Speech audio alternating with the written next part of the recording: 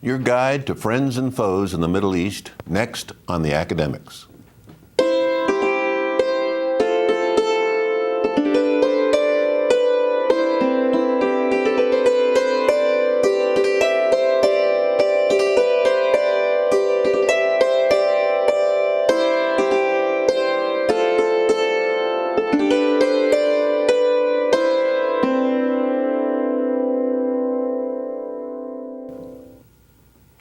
Greetings, I'm Leigh Dunston of App State's Walker College of Business, and welcome to the Academics. Please meet our panel this week. Nancy Love of Government and Justice Studies, Paul Gates of the Department of Communication, and Michael Wade of App State's History Department. Let's get rolling. We can't escape Donald Trump. He seems to be monopolizing the entire media world. Paul, help us out here. His immigration policy is using the politically, according to him, incorrect, and he's going to stick with it, anchor babies notion. He's talking about reinterpreting or amending the 14th Amendment to the United States Constitution. Help us put some of this in perspective, because I think most people think there are problems with our immigration system, and they don't know what to make of Mr. Trump's bombast. Well, this idea that the 14th Amendment needs adjustment, I think is a particularly bad idea. I mean, it's a logical extension of build a wall over the whole border, but this is not a constitutional crisis. And it would be a constitutional crisis. And a constitutional amendment has never been amended, except for the 21st Amendment repealing the 18th after 14-year failed experiment with prohibition. But other than that, the body of the Constitution has only been amended twice, by the 12th and the 14th Amendment, as a matter of fact. And the 14th Amendment is really one of the more important amendments, and it makes the rest of them work, I think, in the Bill of Rights, particularly. But the first sentence of the 14th Amendment is, all persons born or naturalized in the United States and subject to the jurisdiction thereof are citizens of the United States and of the state wherein they reside. And that's the problematic, according to Trump, section that needs amending. But it would be a bad idea, not good at all. Paul, are you familiar with this concept that some of the people that are so upset about what they call anchor babies, that they interpret the 14th Amendment to suggest that children who are born of illegal immigrants are not entitled to birthright citizenship, as a function of the context and the history of the intent of the legislation at the time that it was enacted after the Civil War. Well, yes, I'm familiar with that argument. It's largely the intent of the 14th Amendment was to equalize the citizenship status of former slaves. And of course, it has been used to extend the privileges and the rights under the Constitution to protection from the state's action as well, not just Congress, which was the original understanding. But having the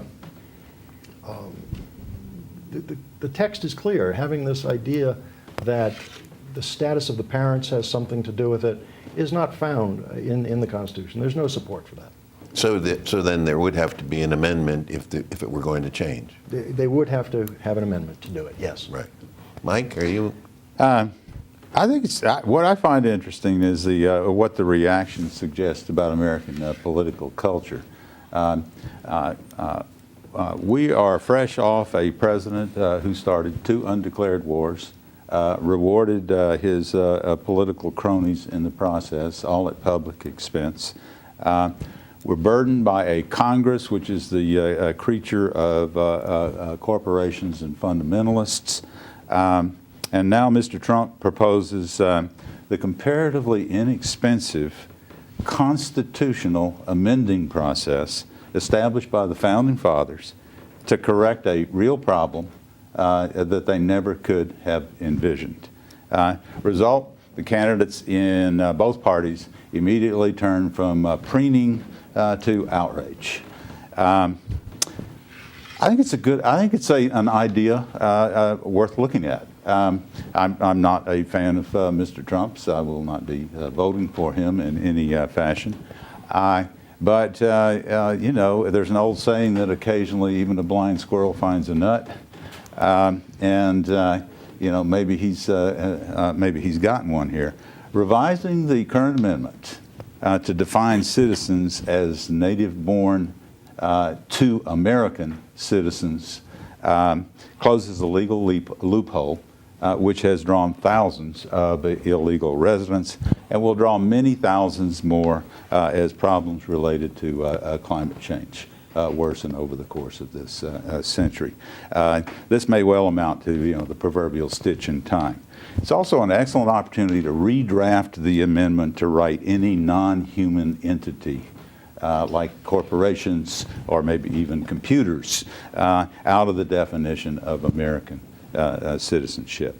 And finally, just an observation. We don't take good care of the people we already have in this country. Navajo Reservation was featured Sunday morning on CBS Sunday Morning. There are people there who don't even have access to running water, who don't have water to last the months. Women, children in the United States. Let's take care of those citizens first. Well, if I could jump in there, though, this proposed change to the 14th Amendment has potential implications for Native Americans as well, because one of the arguments is, must one have complete jurisdiction over citizens? And so if there is any allegiance to another political entity, which could be a tribal council, it might be possible to deny citizenship to Native Americans. And I don't know where this is going to go. The other question that I think needs to be on the table is, how many generations back do we take this? Are we talking about children of current illegal residents, or are we going to go back to further generations? One answer, one question. One generation only. Corporations seem to have more allegiance to their stockholders and to the World Trade Organization and other globalist organizations. So it strikes me that that's an issue there as well. Who's their allegiance to exactly? Well, let me get this refined a little bit. Mike, you are saying that it is worth discussing Yes. amending the 14th Amendment or rewording it. Paul, you are against that. I am. And Nancy, you seem to see tremendous problems with doing that. I can imagine where this could go. Well, you know, the devil's always That's in the why details. That's why it's so hard to amend the Constitution, because there's unintended consequences all over the place. One thing leads to another, and the process we've done it legislatively, which is the easy way. Doing it with a constitutional convention is the only other way to amend the Constitution, and that would be opening Pandora's box, cans of worms, and everything else. And it's a really bad idea to go down the road of amending what we've got, what has worked for 147 years, I think. You know, the 18th Amendment, 1868 for the 14th Amendment. But it hasn't worked. It didn't work for the freedmen, who remained in extra legal bondage in many cases for until the civil rights movement triumphed in the 1960s. It did more good for corporations before the courts than it ever did for the freedmen. So I don't accord the 14th Amendment sacrosanct status. And here's an opportunity to have an open political discussion about a real problem instead of, say, Hillary's emails. Okay, but let me ask you this question.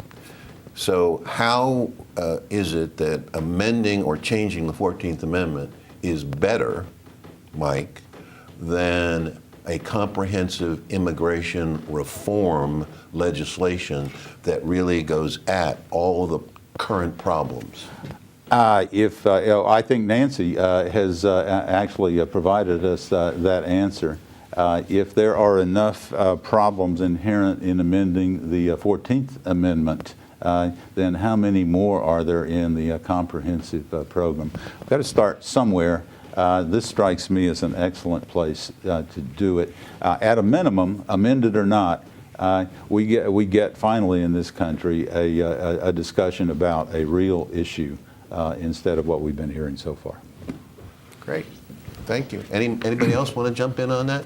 No, I've just got to say again that I agree with Leigh. We're starting at the wrong end if we start with the amendment process. The comprehensive immigration reform, if we can get Congress to do something, and of course that's what makes that so problematic, is that they show no inclination to do anything.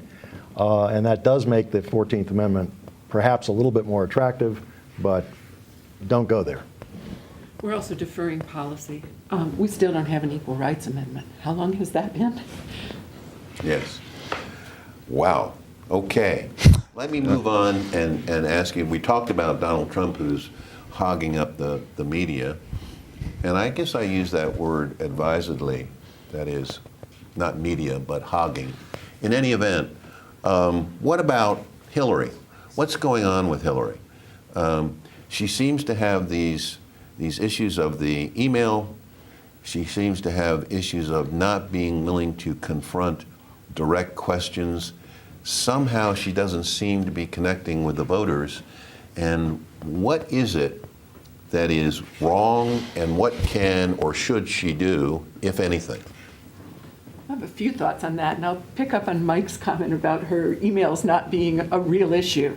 Bob Woodward has said that they remind him of the Nixon tapes. From Bob Woodward, that is a powerful statement. So I think we don't know the half of what was going on with these emails yet. Also, double standards. Colin Powell had an external private server. Emails have disappeared before under the Bush White House, torture emails, without receiving as much public attention.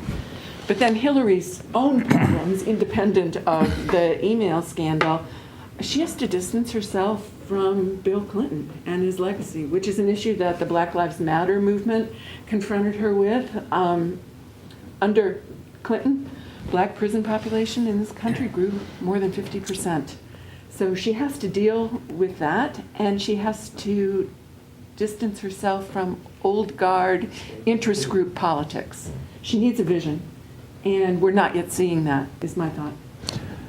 I hope I didn't say that her emails are a complete non-issue. What I meant to say was that they are not as important as a whole host of other issues.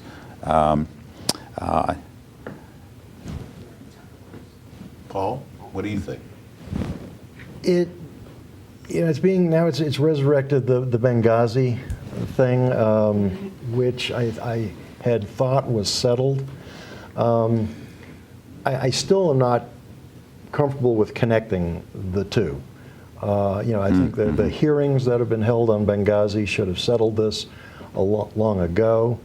But so that, I think that should be carved off, that particular problem.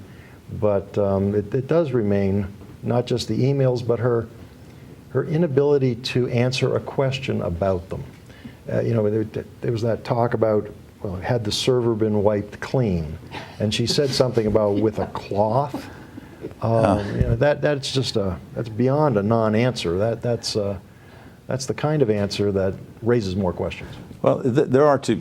Is she hiding something, or is there a reaction because she really honestly believes this is a non-issue? I come back to these are not the kinds of issues that the American public needs to hear discussed by the candidates. I think the Republicans are staying on this because it's a way of staying away from things that really matter. They've assumed that Hillary Clinton will be the candidate, so they're trying to they're going after her on this level. Meanwhile, the big issues that we've alluded to over the course of the past 3 or 4 months go untouched as long as this continues to, and the journalists are failing miserably. I would ask the panel to focus on Benghazi and on the emails. What is the worst thing, what is the evil that Hillary may have accomplished in both of those instances? And I've been racking my mind about it, and what's the evil? Was she sending an email to her boyfriend on the night that the ambassador was being murdered in Benghazi? I mean, what's going on here? I mean, they just keep talking about it. I want somebody to tell me what the evil is. She was on the phone with Monica Lewinsky. We don't know. And it will be possible to find out because those emails were received somewhere and presumably responded to. Find out sooner rather than later. I mean, that's what we need to get this nailed down because, rumor will fill a vacuum. Isn't that it? That somehow the process manages to just overwhelm the substance. Right. And she allows that to happen because she will not be substantive.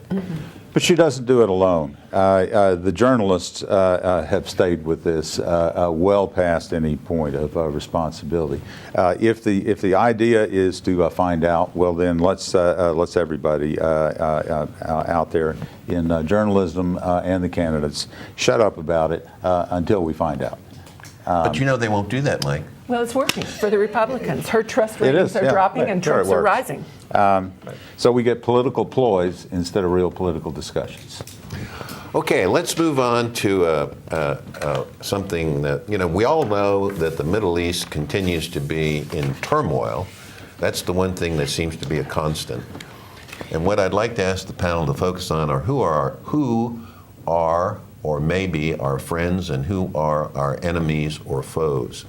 Let me just go through a list of the countries in the Middle East and see if we can think about this a little bit. Iran, Iraq, Kurdistan in quotes because the Kurds are in Iraq, they're in Syria, and they're in Turkey. Libya, Saudi Arabia, Sudan, Syria, Tunisia, and Turkey, and Yemen. So who are our friends and who are our foes in this roiling mass called the Middle East? And do we care? The only one that you didn't mention, Jordan. Oh, I'm sorry. I should have mentioned it, but I missed it on my list. Are we talking about Facebook friends or real friends? I think we're talking about real friends. Those that wouldn't turn on us and would try and help us. We don't have any. The Middle East is a place that is in such turmoil and disarray, courtesy of Western imperialism and their own foibles. And their own what? And their own foibles, their own shortcomings. Their own shortcomings. And that puts a premium on survival there. And ultimately, that will trump any friendship with any outside power, even the United States. Our problem is, that's the essential problem. Also a problem is our tacit support for Israel's policy and practice on the West Bank. And the larger problem over the region of what amounts to American cultural imperialism through globalization. So do you think they're rebelling against the whole American cultural table? Oh, I think that is one of the chief wellsprings of Islamic fundamentalism. Okay, Paul? Mike's first comments there remind me of the old aphorism that countries don't have friends, only interests. And exactly. that's the basis of a lot of this. is it's depending on what you're talking about and when you're talking about it. If you're a friend today, you might be an enemy tomorrow. And of course, reminds me of the other saying of the enemy of my enemy is my friend. And that is just such a fluid concept that it's back to, again, what are you talking about? What is the narrow topic, and how is that being handled right now? There is no guarantee that whichever side you come down on, that it's going to be the same tomorrow. There's too much that can happen, and this is too volatile a region. There are too many players involved that it's unpredictable completely. Nancy? Well, one of the things you're bringing up, Paul, I think, is this need for new categories in order to even understand relationships in what is a destabilized Middle East. And among those categories might be frenemies, okay? So people with whom we have unstable strategic alliances. And also the role of non-state actors at this point, and then the overlapping flows of arms, money, and oil, which have confounded the situation even more. Well, let me make an observation about this, and then I'd like the panel to respond. So the United States now apparently has the largest reserves of oil and gas in the world, including larger than Saudi Arabia. So with that fact, what should our policy be toward the Middle East? I think all of you have said that it is a mess, and I'm guessing that implicit in what you've said is it's going to continue to be a mess. So if the main reason we've always been so interested in the Middle East is because we need the oil for our economy, now that we have the largest reserves of oil and gas in the world, what should our policy be? Should there be a revamping of the policy? Should we announce it? Or should we do something like what I think is happening, which is we're gradually withdrawing under President Obama, and we probably are not going to put more boots on the ground. Mike? There should be a revamping of policy, but first, here. If we now have the largest reserves of oil and gas in the world, that is only temporary. And given our rate of consumption, we should use, you need energies like capital to accomplish an energy transition, which we have to. You need energy as well as money. Now's the time. Whatever our Mideast policy is, it is that much less critical if we are really energy independent here at home. I think it would be a grave mistake to use our oil reserves as a crutch and a justification for changing policy. The reserves might be there. They're hard to reach in some cases. Canada, our closest ally, the tar sands would provide a lot of oil. It's very environmentally destructive and expensive to extract. Fracking is its own problem. There are lots and lots of people who will oppose that.